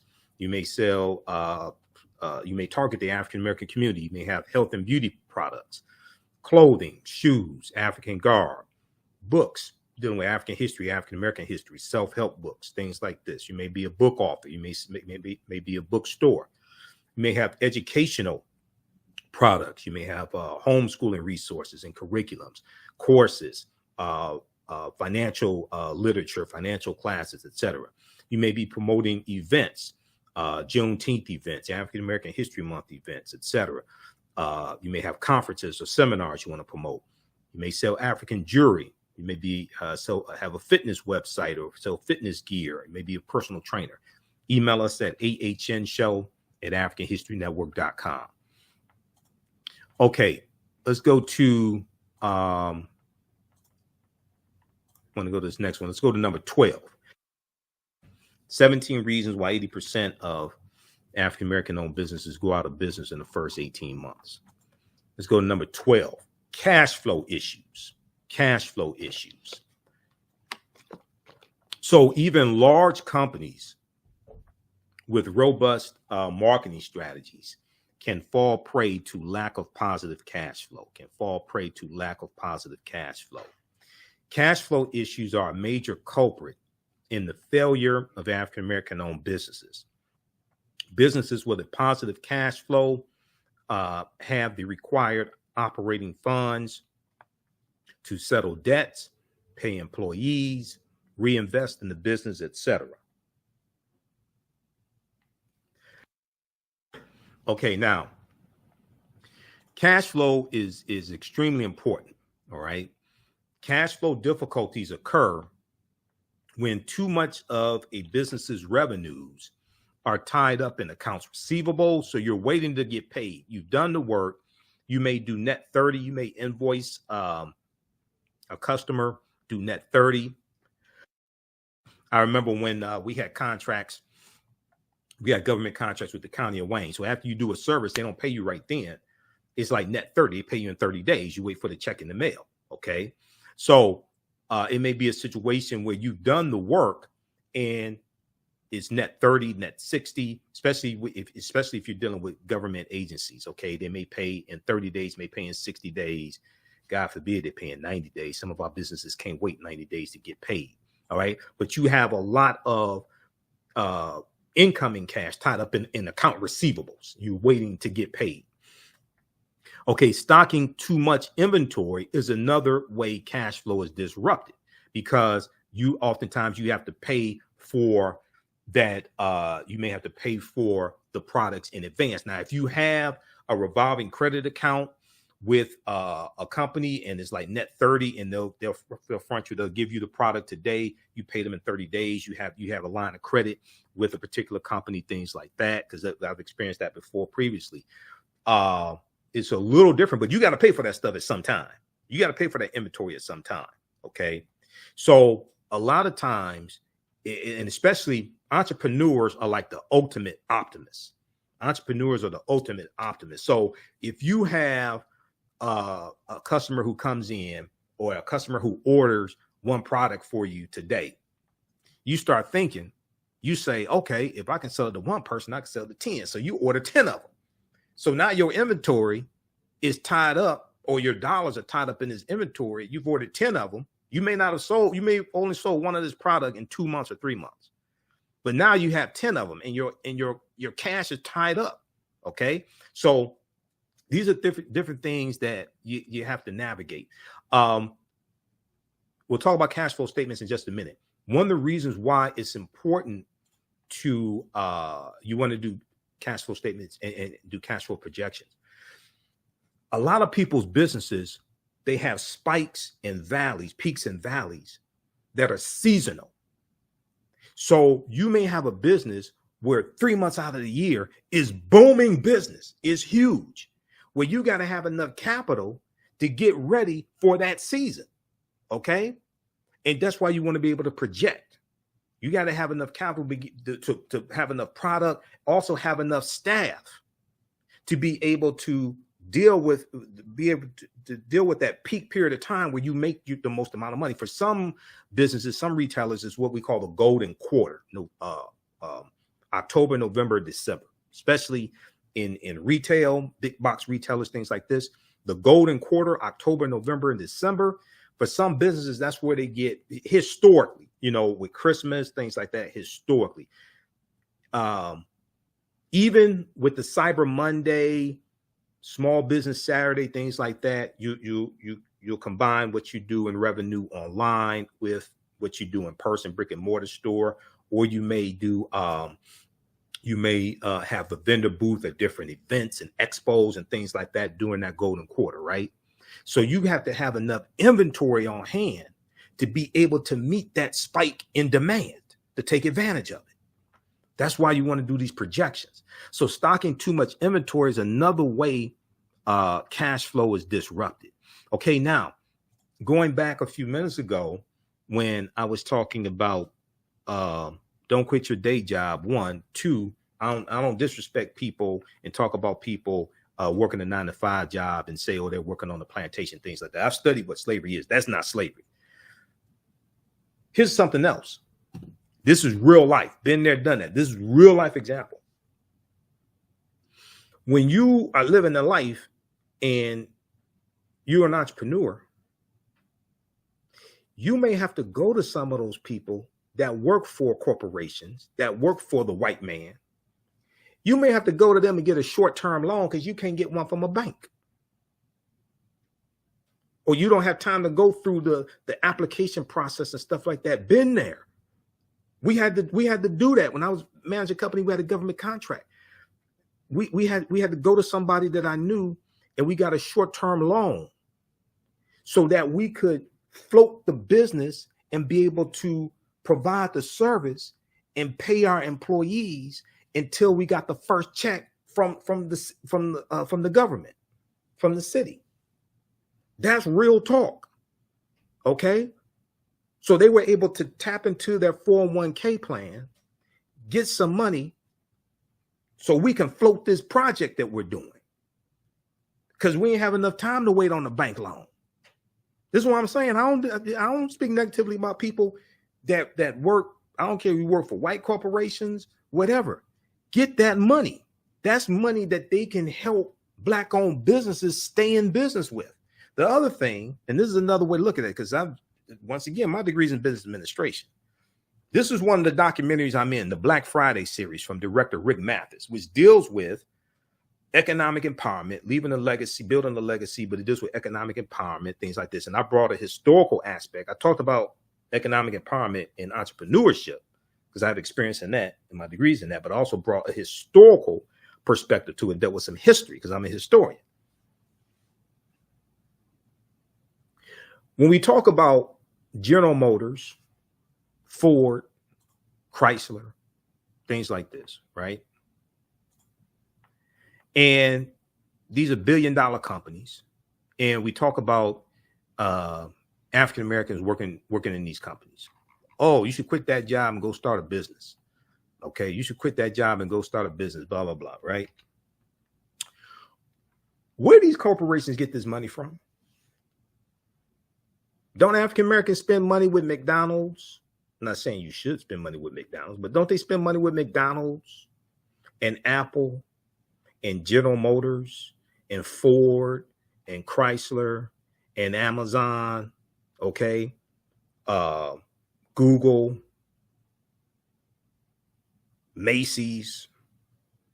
Don't they spend money with Dell Computers, Hewlett Packard, don't we spend money with those companies? So what you're saying is we're going to spend money with these corporations, Facebook, Twitter, all these corporations. We're going to spend money with these corporations. We have a $1.3 trillion economy. You're saying we're going to spend money with these corporations, create all these fantastic jobs for white people so they can pay their mortgages, send their children to college, buy property, buy homes, all this stuff. We're going to create those jobs for white people. And then we ain't going to take advantage of what we created and take advantage of the stock purchase plan, the 401k plan, the health benefits, the dental, the vision, the health, tuition reimbursement, all that stuff. And we paid for that. And we're not going to take advantage of that. We're just going to go build our own businesses. Why wouldn't you do both? Why wouldn't you? All those jobs, we paid for them. We should fill positions on all different levels. From the board of directors, the General Motors, down to the assembly line. We pay for those jobs. So we're going to create jobs for white people and create all these fantastic opportunities and not take advantage of what we created? That don't even make sense. My degree's in business. When you study no dumbass nonsense like that, no, you take that money in that steady paycheck and you use that to invest in black-owned businesses and create them. Don't quit your day job. That's just nonsense. That's the type of BS people run on you when they're trying to sell you entrepreneurship classes. So they don't have to get a job next to you in your cubicle. That's the type of BS they run on you. Hell no. You better take advantage of all those jobs. And the other thing is you need people inside those corporations to wire you up when contracts come. How do I know? Because been there, done that. You need people inside because all those corporations, they give out hundreds of millions of dollars, millions of tens of millions of dollars, or hundreds of millions of dollars in contracts each year. You need people on the inside to let you know what these contracts are because that's how businesses get business. Through contracts with companies and contracts with the federal government, state government, county, city. How do I know? Because I've done that. I'm talking about experience. I ain't talking about what I read in the book. I'm talking about from experience. You need people on the inside to wire you up. Because that's what white people do. That's how they know when contracts are coming. That's how they know when opportunities are coming. We need the same thing. And at the same time, our dollars are paying for those opportunities. When you have, see, this is what a lot of people don't understand with business. People say, we need our own businesses. We need our own businesses. Okay. How do businesses survive? We went from 1.7 million African-American owned businesses in 2012, coming from the Census Bureau. But 2012, about 2018, 2020, it had grown to 4 million black-owned businesses. Before COVID, it had grown to 4 million black-owned businesses, 2018, 2019. When you look at the revenue was cut in half. It went from something like $100,000, $112,000 on average a year per black-owned business when it's 1.7 million businesses, down to something like $56,000 a year average revenue when it's 4 million businesses. And this is what I was explaining to all these economic gurus and economic empowerment people saying we need more businesses. We need more businesses. I said, no, we need to support our businesses more. Just having more businesses, hell, they're just fighting over the same amount of money. You cut the revenue in half. And then as of April 2020, we lost 41% of our businesses because of COVID. Just nonsense. But we need to go, one of the things we have to do is renegotiate our relationship with corporate America. Because we got to put pressure on them, not for donations, but investments, and get more of those corporate contracts. Where you're talking about transportation, where you talk about advertising, janitorial services. Another thing is they have to put a greater percentage of their dollars in black-owned banks as well, which increases the amount of money that our banks have to lend and lend to start businesses on property, etc. But that's a whole nother presentation. Okay, now let's continue because I'm almost done. So we're talking about cash flow. So what is cash flow? Okay, cash flow refers to the net balance of cash moving into and out of a business at a specific point in time. Cash is constantly moving into and out of a business. For example, when a retailer purchases inventory, money flows out of the business. Money flows out of the business toward its suppliers. Been there, done that. Know what that feels like. When the same retailer sells something from its inventory, cash flows into the business from its customers. Cash flows into the business from its customers. So paying workers or utility bills represents cash flowing out of the business towards its debtors, while collecting a monthly installment or a customer purchase finance while collecting a monthly installment on a customer purchase financed 18 months ago shows cash flowing into the business. Now, you have positive cash flow and negative cash flow. What's the difference? Positive cash flow means a company has more money moving into the company than out of the company for a specific period of time, a month, a quarter, a year, etc. Positive cash flow. Negative cash flow means it indicates a company has more money moving out of the company than into it. And this can cause huge problems. That's why you want to do these projections. Okay. And you could do cash flow statements that help you project, especially the peaks and valleys, especially the low period of time when you have less revenue coming in, and peaks of time when you have high revenue coming in, or you have high cash expenditures because you have to buy more inventory. Your business may be impacted on a seasonal basis. All right. Now, cash flow is typically reported in the cash flow statement, a financial document designed to provide a detailed analysis of what happened to a business's cash during a specified period of time. The document shows different areas where a company used or received cash and reconciles the beginning and ending cash balances. All right. So Harvard's Business School online has some good information. They have a good piece on cash flow versus profit. What's the difference? Cash flow versus profit.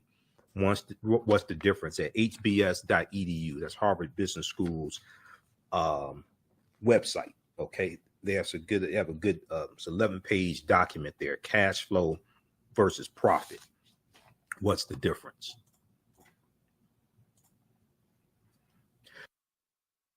Now, number 13 of 17 reasons why 80% of African-American owned businesses fail in the first 18 months. Don't make these mistakes. And African-American owned business owners, post the name of your business here on the thread of the broadcast. Email us at ahnshow@africanhistorynetwork.com, ahnshow@africanhistorynetwork.com. We'll let you know how you can advertise with the African History Network and on the African History Network show. Failure to adapt to changes in the business environment. Failure to adapt to changes in the business environment. So if you remain too rigid, your business will be just another data point or statistic boosting the startup failure rate.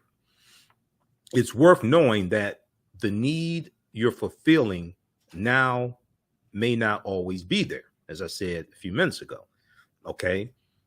Your business, your service, your product has to fulfill a need. 1, 2, there's a time to get into business and time to get out. Just because they needed something in 1950, 1960 doesn't mean they need it in 2022. A more contemporary example is Blockbuster Video. How many people remember Blockbuster Video and going to Blockbuster Video and getting I remember when they were video cassettes first, then DVDs, and they had the popcorn there also. Blockbuster was everywhere. The competitor to Blockbuster Video was Hollywood Video, right? Hollywood Video. Blockbuster survived the Hollywood Video war They didn't survive the Netflix war.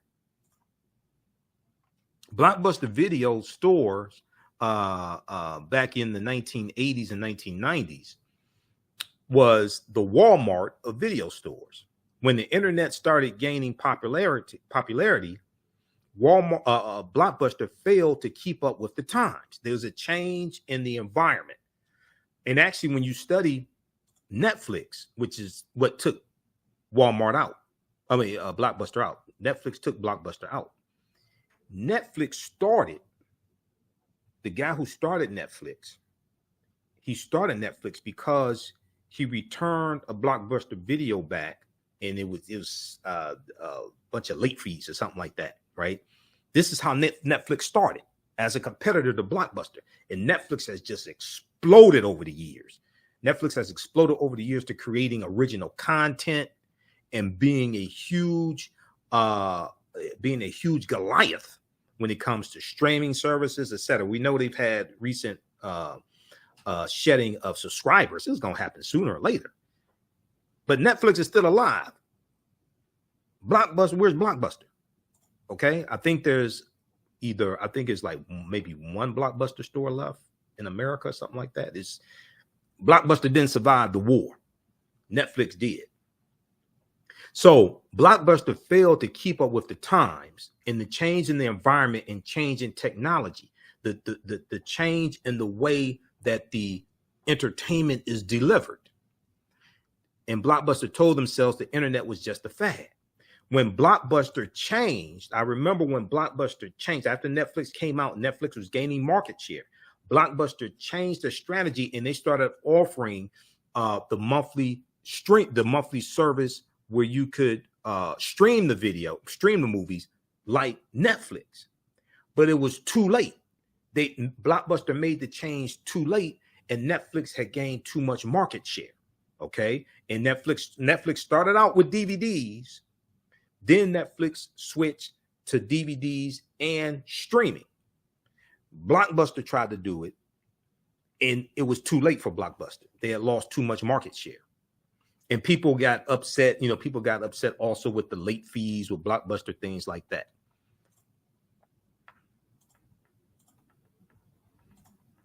Okay, so was Blockbuster video wrong?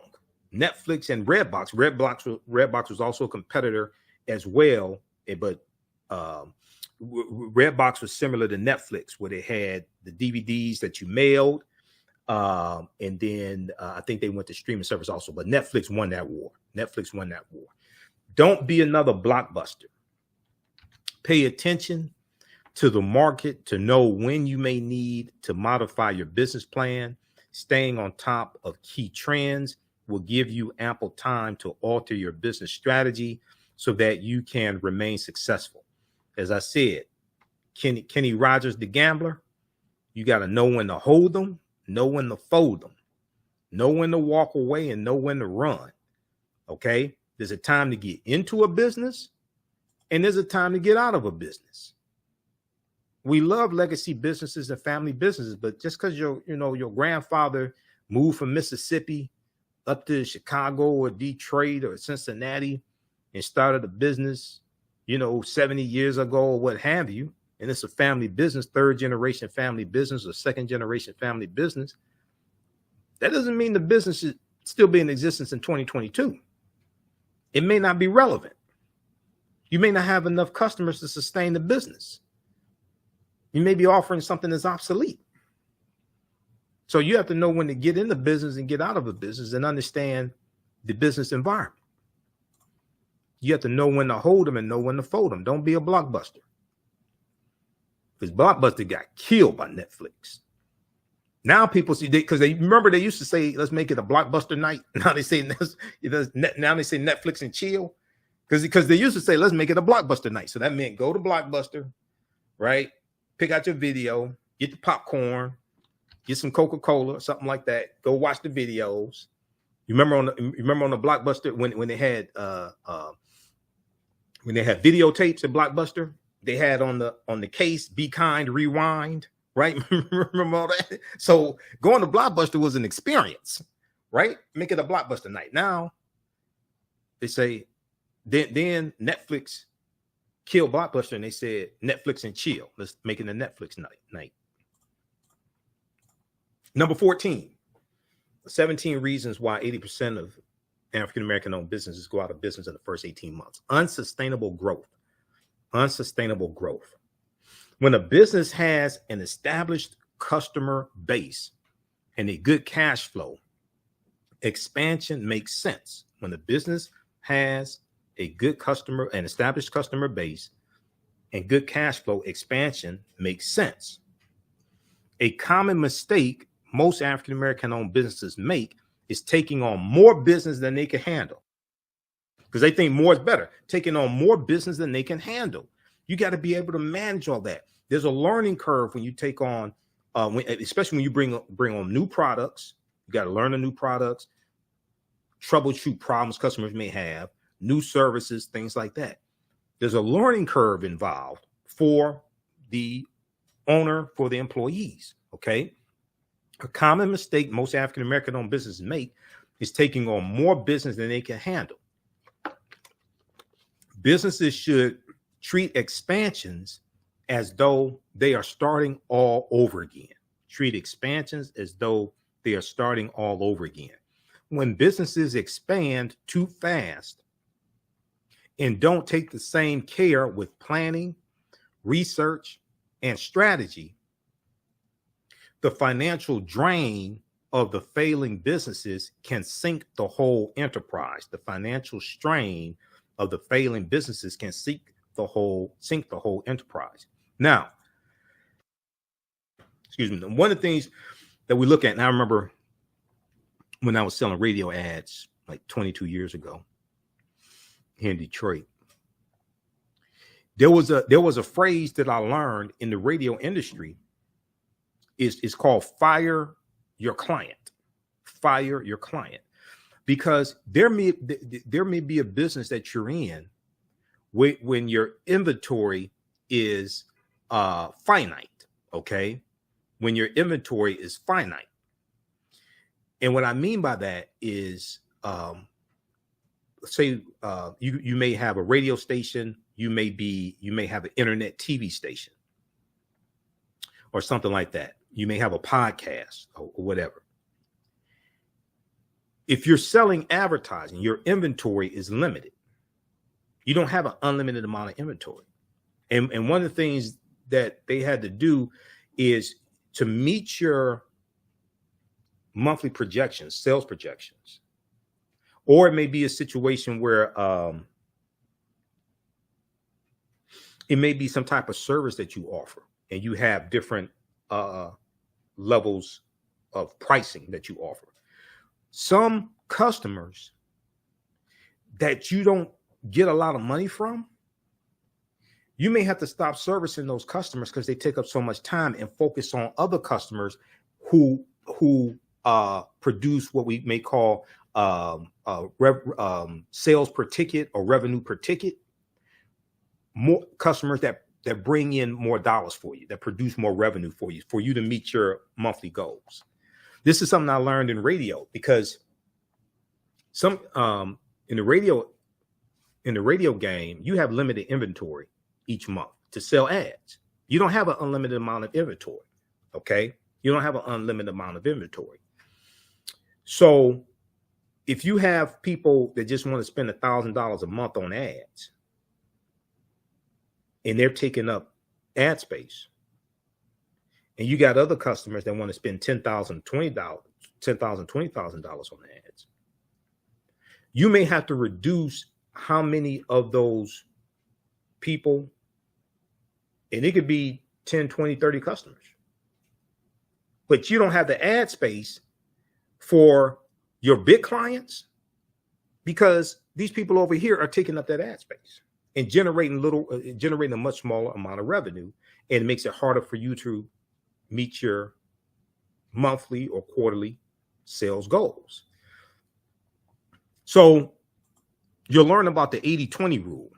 If you don't know about the 80-20 rule,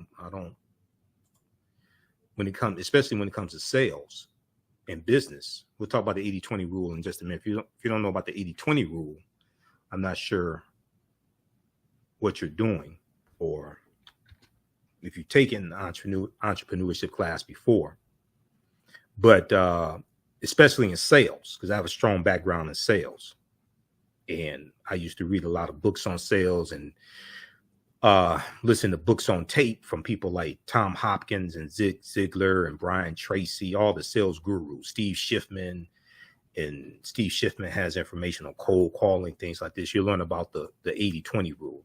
And then Stephen Covey, 7 Habits of highly effective people, things like this.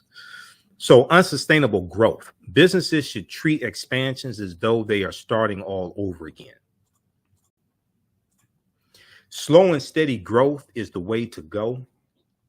It helps to take the time to understand the markets and areas you'll be reaching if you're expanding your business's reach. Now, you have to develop systems for each product, most likely each product and service. You have to develop systems. There's a learning curve when it comes to understanding the product, how it works, how to explain it to the customer. We used to talk about the difference between features and benefits. When I was in retail sales, we used to talk about the difference between features and benefits. A feature is what a product does. A benefit is what it does for you, how it helps you. Okay. Features and benefits, understanding the difference. So when I used to manage a Radio Shack, right, there were certifications tests that the employees and the managers had to take on each product category to understand how to sell a product category, how to answer customers' questions, how to use that product to solve problems. We had to be educated on that. That's a learning curve. Okay. So when you start taking on more products and services in your business, there's a learning curve involved in that. Okay. And then also, especially when you're dealing with technology, how to solve problems that customers may have with that product or service, especially if it's something where you have to deal with another vendor, and you have to call the vendor and work a problem out for a customer. So you're going to have relationships with that vendor, understand how to navigate throughout that system. It's a different world. Okay, so those are some of the growing pains when it comes to growth and taking on more services and products. Number 15, poor management skills.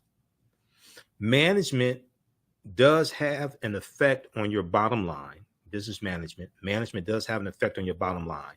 Managing a business takes distinct skills, including purchasing skills, marketing, finance, creating a cohesive team if you have more than one person.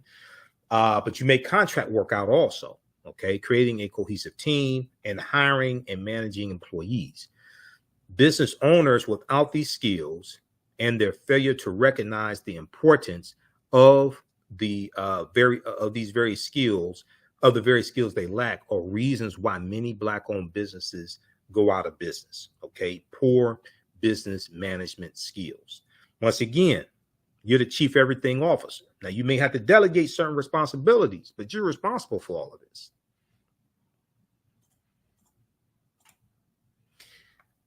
Some business owners fall into the overconfidence trap and would rather struggle with a certain aspect of running a business than educate themselves or outsource work to professionals.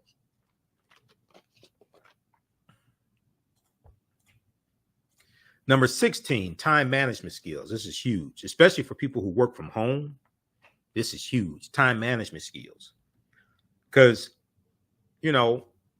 if you don't get up to 10 or 11, and then next thing you know, it's 2 or 3 o'clock or 4 o'clock or 5 o'clock, and you try to do some work from 5 to 9, but then you're doing this and that and watching TV and all this stuff. You got to have superior time management skills. Time is money. Spend it wisely. Time is money. Seriously, you learn that in sales and in business. What time is something that you don't get back. We all have the same 24 hours in a day, 168 hours in a week. Time is something that you cannot get back. So invest it and spend it wisely. Don't waste major time on minor